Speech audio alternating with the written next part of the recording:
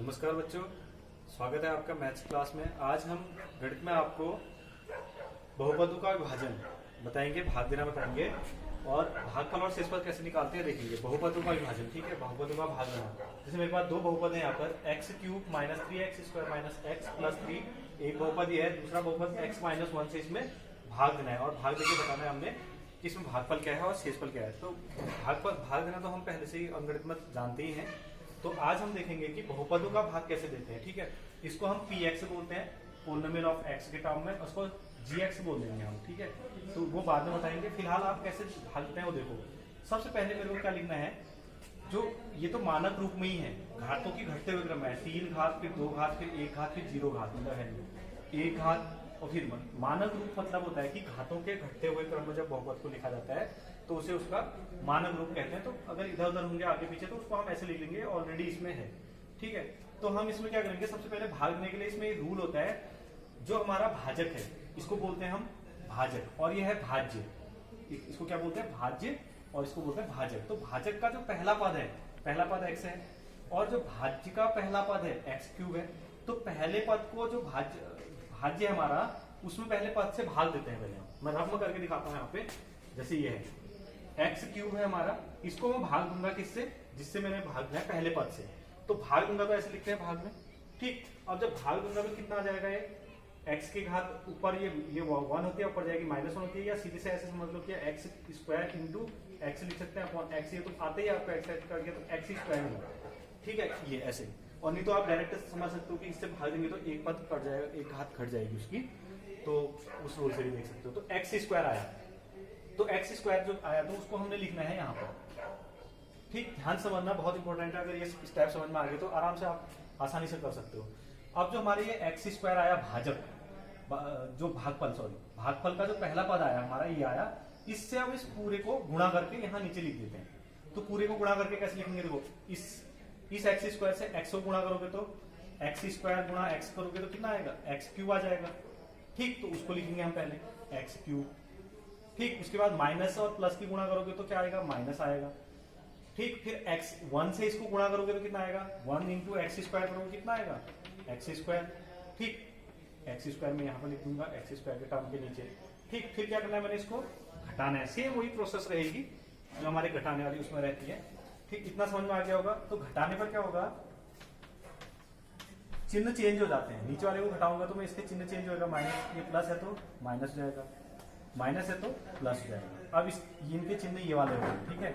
तो इसका माइनस हो गया, इसका प्लस हो गया, तो ये क्या हो गया, कट गए, कैंसिल हो गए, बराबर है, ठीक। और ये प्लस हो गया, ये माइनस का है, तो प्लस माइनस क्या होते हैं, माइनस होते हैं। 3x² में से प्लस के x² के, मतलब ये ऐसा है 3x² प्लस x²। तो देखो 3x² में से एक x² प्लस का जाएगा तो माइनस वाले में से, तो माइनस के 2x² बचेंगे, ठीक है। ये आपको आता है जो घटा गुणा भाग, ठीक।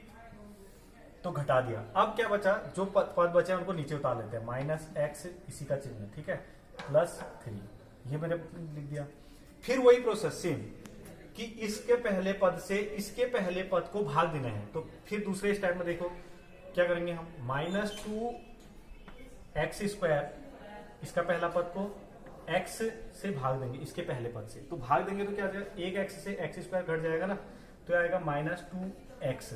और कैसे आया देखो, चेक करो, -2x, x² को मैं x इंटू x लिख सकता हूँ अपॉन x, x से x कैंसिल, बचा क्या बचा, -2x, ठीक है। ऐसे भी कर सकते हो, बहुत मेथड है इसके। तो ये मेरा इतना है, तो मैं इसको लिखूंगा यहाँ पर -2x, ठीक। अब फिर इस -2x से पूरे से इसको गुणा करके इसके नीचे लिख दूंगा। तो मैं कैसे लिखता हूँ, देखो -2x से जब इसको गुणा करोगे, -2x से इसको गुणा करोगे पहले पद को, तो कितना आएगा, इतना ही आएगा, -2x²। पहले का जैसा पद आता है, ये भी ध्यान रखना इसमें।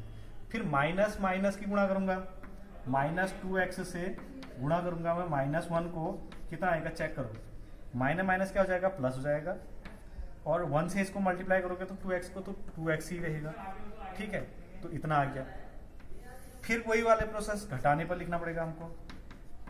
घटाने पर चिन्ह चेंज करना है, पहले वाले का माइनस है तो अब क्या हो जाएगा, ये प्लस हो जाएगा, ये प्लस है तो क्या हो जाएगा, माइनस हो जाएगा, ठीक है।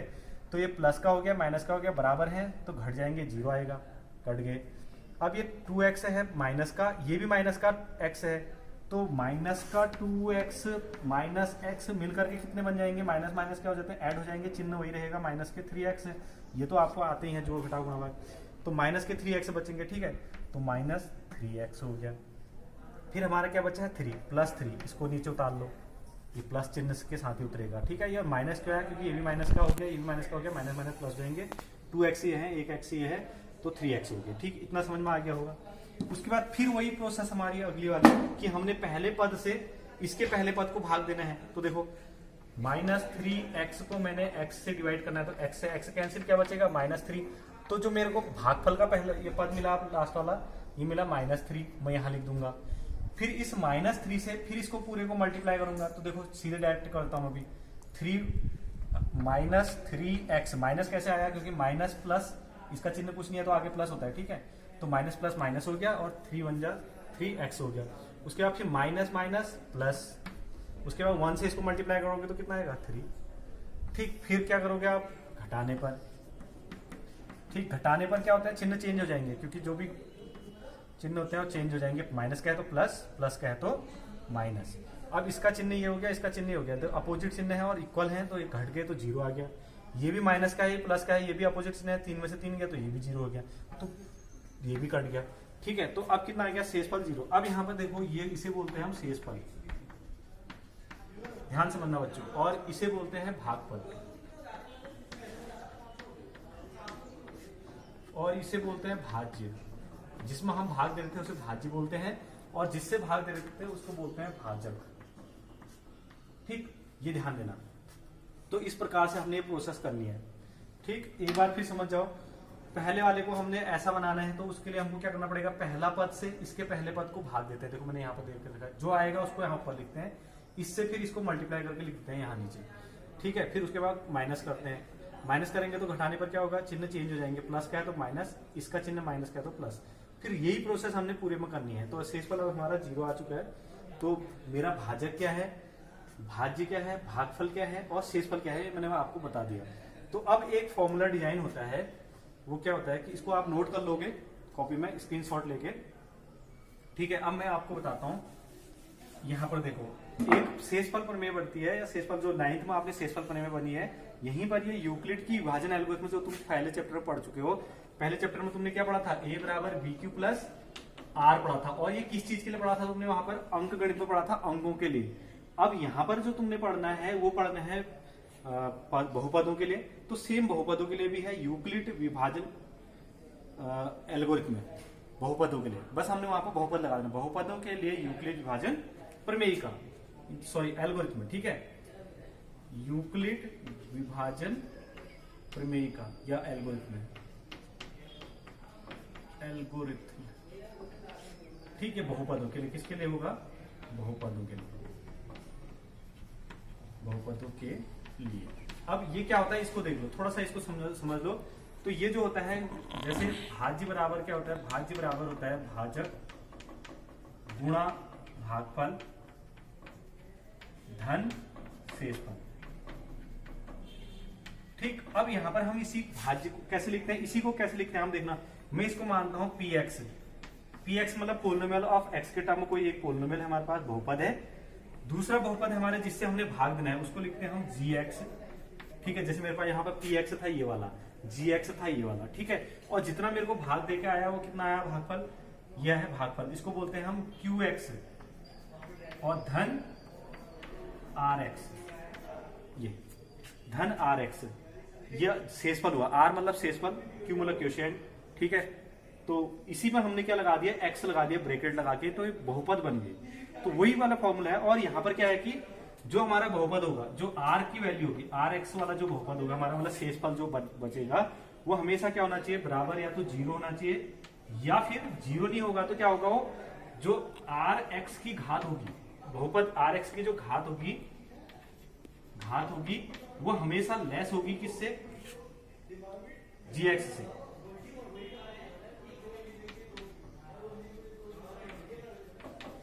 ठीक। ये भी समझ में आ जाएगा। घात मतलब यहाँ पर देखो, मैं अब आपसे पूछूं कि मैंने ऐसे क्यों लिखा, इसकी घात क्यों लिखा, कि घात के टर्म में उसकी घात छोटी होनी चाहिए। भाग तब तक जाते रहेगा जब तक कि इससे उसकी घात बराबर है। अगर इससे इस वाले से इसकी घात छोटी होगी, जो भाज्य है हमारा उसकी घात छोटी होगी हो जाएगी, तो यहाँ पर शेषफल, तो उसके बाद उसमें भाग नहीं जाएगा। ठीक है, जैसे मान लो शेषफल कैसे लिखते हैं, जैसे मैंने 11 लिखा अपॉन 2 लिखा ना, तो मैं यहाँ पर क्या करता हूँ, 2 से इसको डिवाइड करना है तो 2 पंजे 10 लिखता हूँ, बचेगा कि क्या 1 को मैं यहाँ पर शेषफल लिख देता हूँ, क्योंकि यहाँ पर तो मैं और दे सकता हूँ, भाग दशमलव में चले जाएगा और दशमलव नंबर बन जाएंगे, वो अलग चीज है।